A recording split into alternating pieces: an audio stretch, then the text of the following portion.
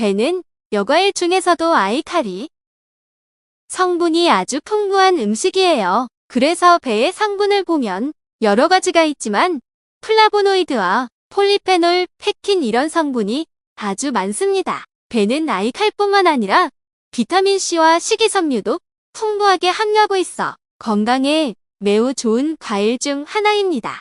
이 밖에도 미네랄, 철분, 칼륨, 마그네슘 등 다양한 영양소를 함유하고 있습니다. 배는 씹어 먹을 수 있는 것이 가장 좋으며 껍질도 함께 먹을 수 있습니다. 배 껍질에는 식이섬유와 폴리페놀이 많이 함유되어 있어 건강에 매우 좋습니다. 하지만 농약 등의 오염물질이 껍질에 많이 남아있을 수 있으므로 껍질을 깨끗하게 씻어 먹는 것이 좋습니다. 하지만 배를 과도하게 섭취하면 속이 부풀어 올라 위장장애를 일으킬 수 있으므로 적당한 양을 섭취하는 것이 좋습니다. 또한 배를 먹을 때 씹지 않고 대충 삼키는 것은 소화에 좋지 않으므로 충분히 씹어 먹는 것이 좋습니다. 배를 먹을 때 주의해야 할 점은 알러지가 있는 사람은 섭취하지 않는 것이 좋으며 아직 익지 않은 녹색 배를 먹으면 위장장애를 일으킬 수 있으므로 익은 배를 선택해야 합니다. 배를 먹는 방법과 어떤 좋은 점이 있을까요?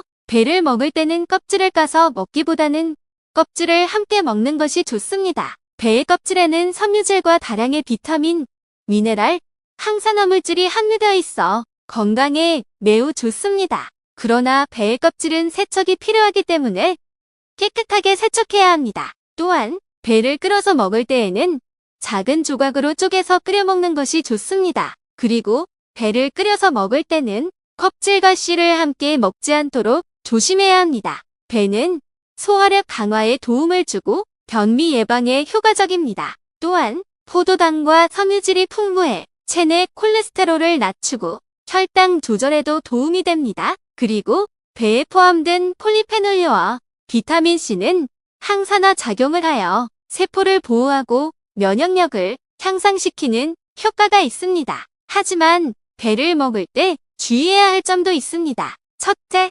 초옥배를 먹지 않도록 합니다. 초옥배에는 자일론과 같은 화학 물질이 포함되어 있어 소화 장애를 일으킬 수 있습니다. 둘째, 과다 섭취는 소화불량, 복통, 설사 등을 유발할 수 있습니다. 셋째, 아토피나 알레르기가 있는 사람은 소화 문제나 발진 등을 일으킬 수 있으니 적당량 섭취하도록 합니다. 배를 먹는 방법은 여러 가지가 있습니다. 슬라이스해서 먹기 배를 슬라이스하고 그대로 먹을 수 있습니다. 이 방법은 배의 크기를 조절할 수 있고 다양한 요리에 사용할 수도 있습니다. 살짝 구워서 먹기 배를 오븐에 구워서 먹을 수 있습니다. 구워서 먹으면 당도가 높아지고 부드러워집니다. 주스로 먹기 배를 믹서기에 넣어서 주스로 만들어 먹을 수도 있습니다. 이 방법은 편리하게 먹을 수 있고 영양소를 풍부하게 섭취할 수 있습니다. 배는 건강에 많은 이점이 있습니다. 다이어트에 도움. 배는 식사 전에 먹으면 포만감을 느끼게 해서 다이어트에 도움이 됩니다. 또한 배에는 적은 칼로리와 높은 식이섬유가 들어있어서 다이어트에 좋습니다. 소화에 도움. 배는 소화를 촉진시키고 변비를 예방하는 데 도움이 됩니다. 배의 식이섬유는 장 건강에도 좋습니다. 면역력 강화. 배는 항산화 작용을 하는 플라보노이드와 폴리페놀, 펙틴 등이 성분이 들어있어서 면역력을 강화하는 데 도움이 됩니다.